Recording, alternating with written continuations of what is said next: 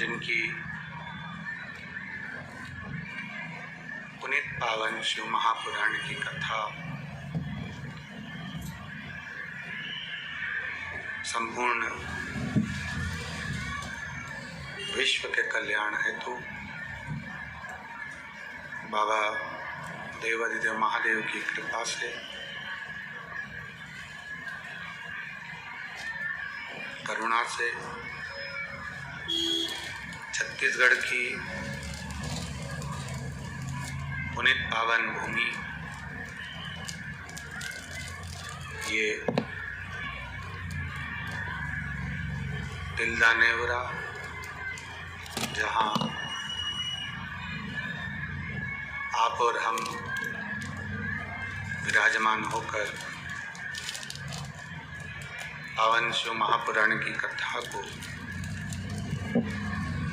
श्रवण कर अपने जीवन को सार्थक कर रहे हैं। कथा के मुख्य यजमान स्वर्गीय श्री शंकरलाल जी अग्रवाल, स्वर्गीय श्रीमती अनीता देवी अग्रवाल जी की स्मृति में श्री घनश्याम लाल जी अग्रवाल, श्रीमती पुष्पा देवी अग्रवाल, श्री अंकित जी अग्रवाल, श्रीमती प्रिया जी अग्रवाल, कुमारी देविका अग्रवाल, कुमारी आकांक्षा अग्रवाल तिल्दा नेवरा द्वारा ये पावन शिव महापुराण की कथा श्रवण करने का सौभाग्य आपको और हमको मिला है।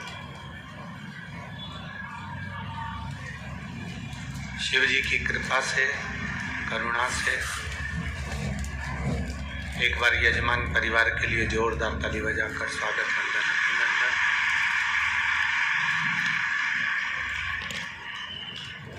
जिनके पूर्वजों के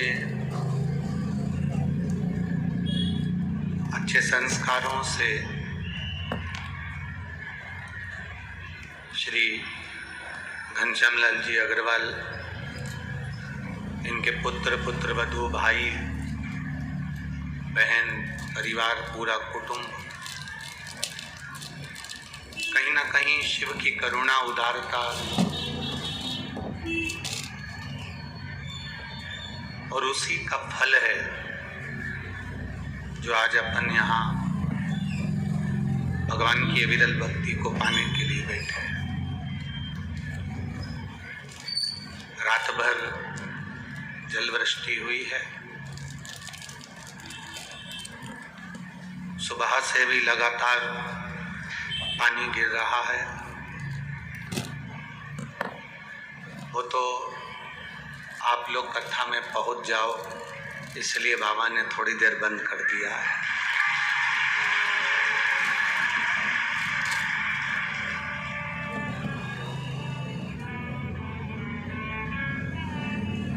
बारिश के लिए लोग कहते हैं कि बारिश बरसो,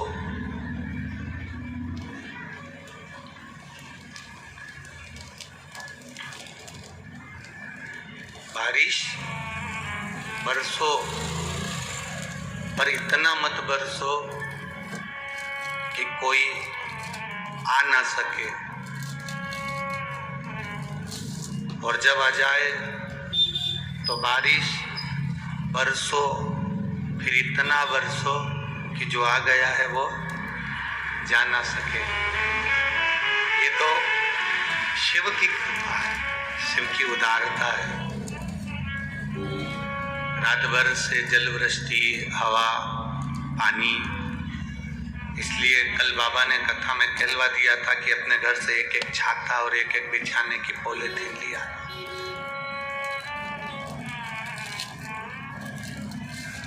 श्री घनश्याम जी अग्रवाल जी की पूरी मित्र मंडली, कार्यकर्ताओं की पूरी टीम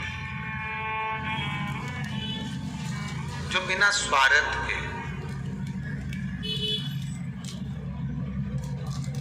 अगर किसी नेता के घर में अगर कोई कार्यकर्ता काम करता है तो उसका स्वार्थ होता है।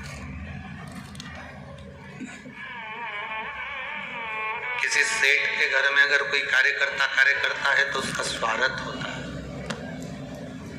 पर शिव महापुराण की जो कथा होती है, इसमें जितने कार्यकर्ता सेवा करते हैं इनका कोई स्वागत नहीं होता, इनका केवल भक्ति का स्वागत होता है। इनको किसी से कोई मतलब नहीं है, इनको केवल देवाधिदेव महादेव से मतलब है, भगवान शिव की अविरल भक्ति से मतलब है, भगवान शंकर के गुणगान से मतलब है।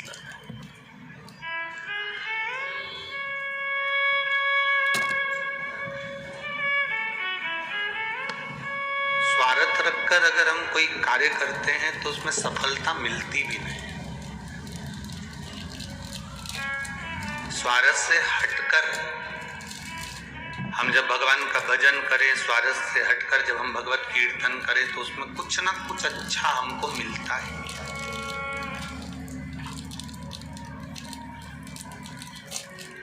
आज हम आशीष से कह रहे थे, इतनी रात भर जल वृष्टि हुई है, दिन भर पानी गिरा है। कल कथा पूरी होने के बाद जो पानी चालू हुआ तो सुबह आप आए होंगे जब तक पानी गिर रहा होगा। इतना जल पूरे पंडाल में भी भर आया, जहाँ जहाँ। अब भूमि तो भूमि है, ऊपर का पानी रोक सकते हो, नीचे का थोड़ी ना रोकोगे। भूमि तो भूमि।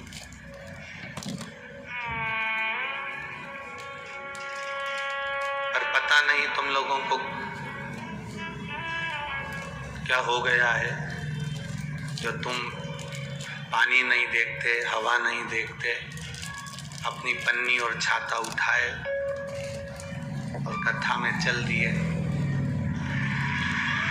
ये शिव की कृपा है, ये देवाधिदेव महादेव की करुणा है, ये उनकी उदारता है। कथा का नाम है कांवड़ शिव महापुराण की कथा।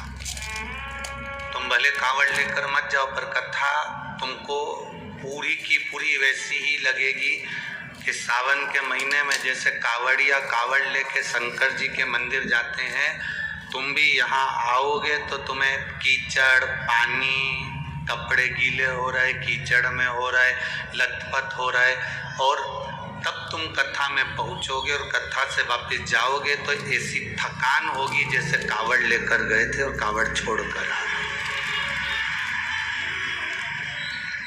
इसका नाम ही कावड़ शिव महापुराण की कथा। और इस कथा के माध्यम से हमने कल कथा में जाना त्रिजटा का चरित्र, जिसने राक्षसी होकर भी भगवान शिव का धाम काशी पाया।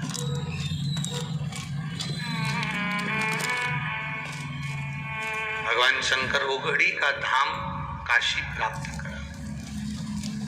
हमने त्रिजटा का चरित्र कल सुना। हमने नंदनार का चरित्र श्रवण करा, जिसमें वो शिव जी का दर्शन करने जाता है तो पत्थर का, पाषाण का नंदी भी रास्ता छोड़ देता है।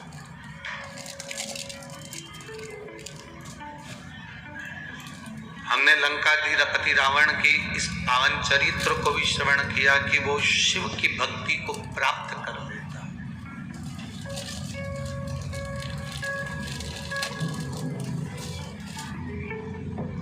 शंकर क्या नहीं दे देते, शिव क्या ना प्रदान कर देते। बस हम सुख की कामना में घर बदल कर देख लेते हैं, हम सुख की कामना में अपनी दुकान बदल कर देख लेते हैं, हम सुख की कामना में अपना व्यापार बदल कर देख लेते हैं, हम सुख की कामना में अपने वस्त्र बदल कर देख लेते हैं। शिव महापुराण की कथा कहती है, सुख की कामना में घर बदल कर देख लिया, व्यापार बदल कर देख लिया, वस्त्र बदल कर देख लिए, दुकान बदल कर देख ली। अब एक बार सुख की कामना के लिए अपना दिल, चित्त बदल कर देखना, सुख अपने आप मिल जाए।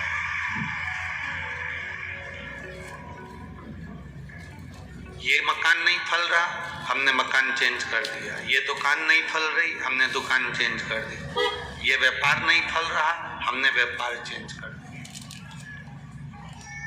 हम सब कुछ बदल कर देख लिए, तो एक बार अपना मन भी तो बदलो कि आखिर हमारे भीतर ऐसी क्या आसक्ति है, हमारे भीतर ऐसी कौन सी तृष्णा है, हमारे भीतर ऐसा कौन सा लोभ क्या समा गया है जिसके कारण हम भगवान के पास नहीं जा पाते।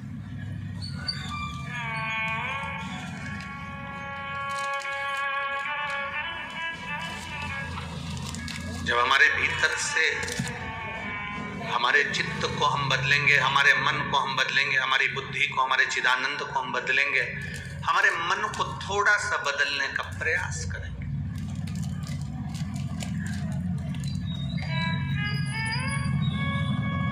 भगवान से दुनिया के लोग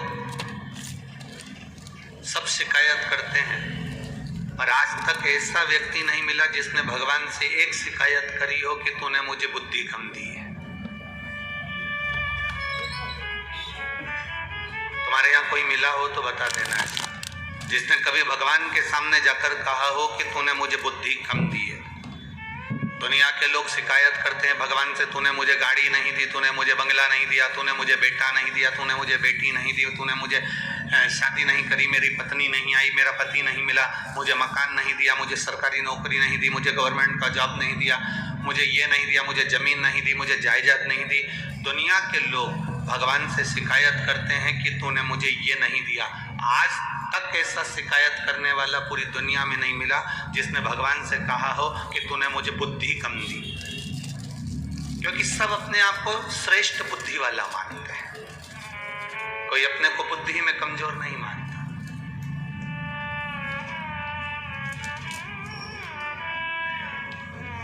एक श्रेष्ठता आप में है कि आप अपने आप को बुद्धि में कमजोर नहीं मानते, तो शिव महापुराण की कथा कहती है फिर भगवान की भक्ति में कमजोर कैसे हो सकते हो, उसके भजन में कमजोर कैसे हो सकते हो, आप उसके अनुमोदन में, उसके निवेदन में, उसकी श्रद्धा में अपने कमी कैसे ला सकते हो, उसके विश्वास में अपनी कमी कैसे ला सकते हो। हम अपने भरोसे को प्रबल क्यों नहीं बना पाते।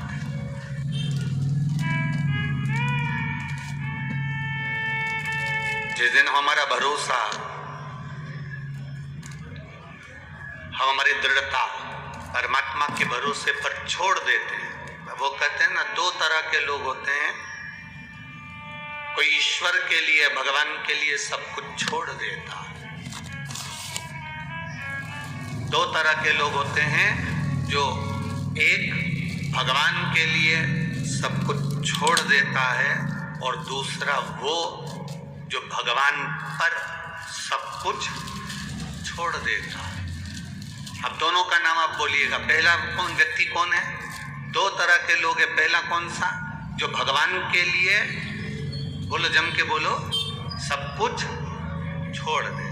कई लोग कहते हैं हमने घर छोड़ दिया, हमने ये परिवार छोड़ दिया, हमने रिश्ते छोड़ दिए, भगवान के लिए हमने अपना मकान छोड़ दिया, भगवान के लिए हम जंगल में जाकर बैठ गए, भगवान के लिए हमने वानप्रस्थ धारण कर लिया, भगवान के लिए हमने भोजन छोड़ दिया, भगवान के लिए हमने खाना पीना छोड़ दिया, भगवान के लिए हमने सब सुख छोड़ दिया। कई लोग मिलते हैं जो कहते हैं, दो तरह के लोग होते हैं, एक भगवान के लिए, ईश्वर के लिए सब कुछ छोड़ देते हैं, और दूसरा वो होता है जो ईश्वर पर सब कुछ छोड़ देता है। इसमें सबसे प्रबल कौन सा है? इन दोनों में श्रेष्ठ कौन सा है? चलो बोलो रे छत्तीसगढ़ वालों, तिलदाने वरा वाले, बोलो जरा, दोनों में श्रेष्ठ कौन सा है? पहला है भगवान के लिए सब कुछ छोड़ देना, और दूसरा है भगवान पर सब कुछ छोड़ देना। अब आपके हिसाब से श्रेष्ठ कौन सा है, पहला कि दूसरा? दूसरा। बस आपके लिए ताली बजा लो कि आज आपने श्रेष्ठता का निर्णय लिया। ये आपके लिए है।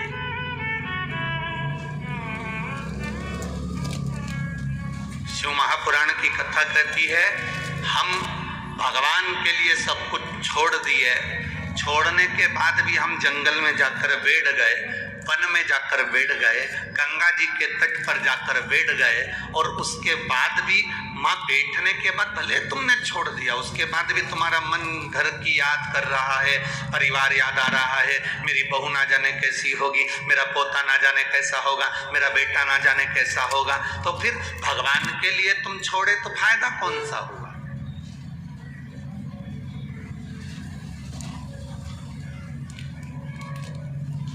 हमने पहले भी कथा में कहा, संत बनना सरल, साधु बनना सरल, तपस्वी बनना सरल, सन्यासी बनना सरल, गंगा जी के घाट पर बैठकर तप करना सरल, नर्मदा जी के तट पर बैठकर भगवान की भक्ति करना सरल, यमुना जी के घाट पर रहकर भजन करना सरल, सरयू के घाट पर बैठकर तप करना सरल, पर सबसे ज्यादा कठिन है घर में रहकर, परिवार में रहकर उनका भरण पोषण करते हुए भगवान का भजन करना, ये कठिन है। ये दुनिया का सबसे कठिन काम है।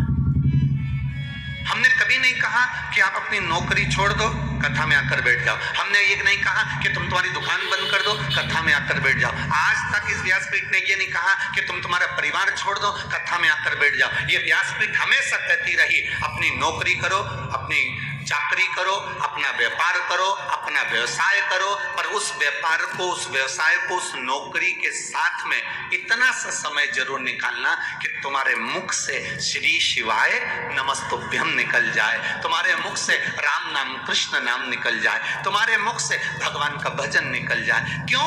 नौकरी करते, व्यापार करते, तनख्वाह लाते, तुम जितनी कमाई करोगे अपनी बीवी और बच्चों के लिए करोगे, तुम जितना कमाओगे अपने परिवार के लिए कमाओगे, तुम जितनी मेहनत करोगे अपने परिवार के लिए करोगे, अपने परिवार को देने का प्रयास करोगे। और तुमने जो बीमा इकट्ठा करा है, पैसे जोड़ जोड़ कर जो तुमने इकट्ठा करा बीमा, तुम्हारे मरने के बाद भी मिलेगा तो तुम्हारे परिवार को मिलेगा। पर तुम नौकरी करते करते, काम करते करते जो तुमने भजन कर लिया, काम करते करते जो तुमने मंत्र जाप कर लिया, काम करते करते तुम्हारे मुख से श्री शिवाय नमस्तुभ्यम निकल गया, काम करते करते तुम भगवान का भजन कर लिए, तो वो तुम्हारी जिंदगी भर तुम्हारे साथ में जाने वाला है, अंत समय तक तुम्हारा साथ निभाने वाला है।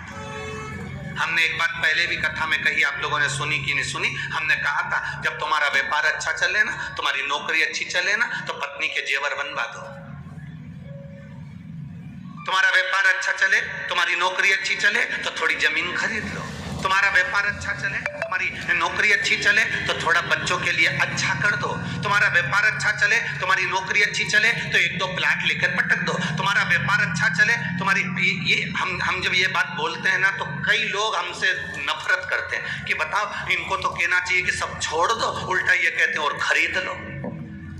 ये सीओर वाला महाराज तो पगला है पूरा। हमारे लोग विरोधी हो जाते हैं इस चक्कर में कि ये उल्टी कथा बाजता। हमारा निवेदन है, जब तक तुम्हारा व्यापार अच्छा चले, तुम्हारी नौकरी अच्छी चले, पत्नी के जेवर बनवाओ, बच्चों की एजुकेशन कराओ, अच्छे कपड़े दिलाओ, प्लाट खरीद लो, जमीन खरीद लो, मकान बना लो। चलती हुई नौकरी में, चलते हुए व्यापार में तुम अपने परिवार के लिए सब कुछ करो, पर इतना याद रखना, जैसे चलती हुई नौकरी में जेवर बनाओगे चल जाएगा, चलती हुई नौकरी में, चलते हुए व्यापार में जमीन खरीद लोगे तो पैसा दिला जाएगा। उसी तरह इस चलती हुई श्वास में भगवान का भजन कर लोगे तो जीवन सार्थक हो जाएगा। चलते चलते चलने काम करते रहो, नाम जपते रहो, पार कर देगा वो भी कभी